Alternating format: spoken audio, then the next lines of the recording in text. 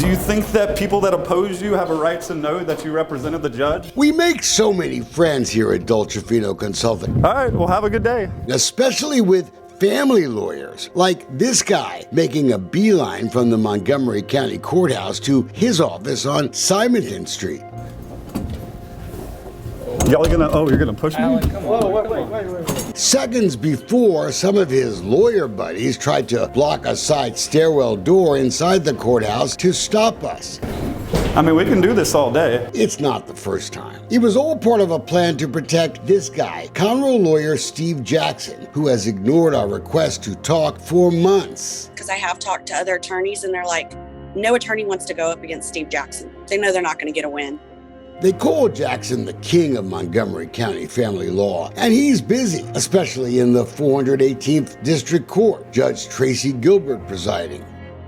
I find it odd that every time Mr. Jackson wanted a delay, even as ridiculous as it sounded, it was granted.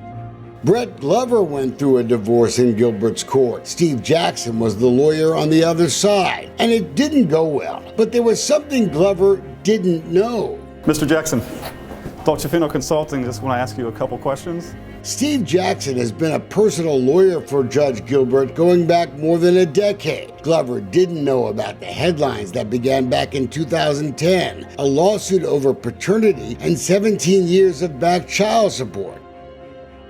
I was shocked, but then it also started connecting a lot of dots with regards to why all the delays were granted and nothing was ever pushed forward. Do you think that that gives you an unfair advantage? Of course, he had the full unfair advantage. Hannah Marquis lost a fight in Gilbert's courtroom over her children's education, the amount of child support. She did her homework during the case and saw the headlines. Now she's speaking out too. I know my purpose is bigger now. It's not just my children, it's all the children and all parents. 11 years ago, in the heat of a nasty battle over the judge's financial responsibility for a child, Jackson went after the child's mother. This is egregious behavior for someone to go and do this to a man. The judge eventually settled the case, but even back then, the Houston Chronicle noted Gilbert simply refused to recuse himself in Jackson's cases in his court. We say he should have then, and should recuse now.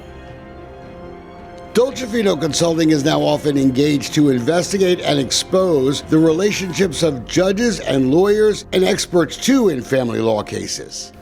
Do you tell your clients that you were the Judge Gilbert's attorney? No? Nothing? Even now, the complaints about this family lawyer and his relationship with the local family judge continue. You know, I think he imposes his IOU, because he represented him in his paternity case, and and he gets definitely a favor.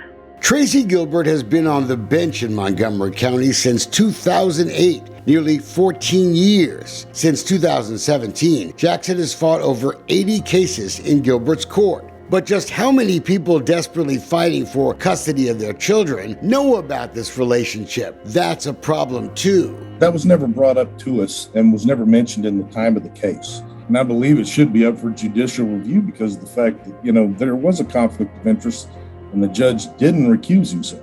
Judge Gilbert certainly had a right to hire a lawyer during his paternity battle, but when he chose a local lawyer who appears in his court a lot, he should have done the right thing then. The relationship should be disclosed in every single case Jackson appears in, so everyone knows. Folks can then decide if they want to try to seek the judge's recusal. Of course, the other problem here is other lawyers. Who's going to challenge a judge in a small town when they know they have to go before him again? A lot. Welcome to Small Town Family and Justice.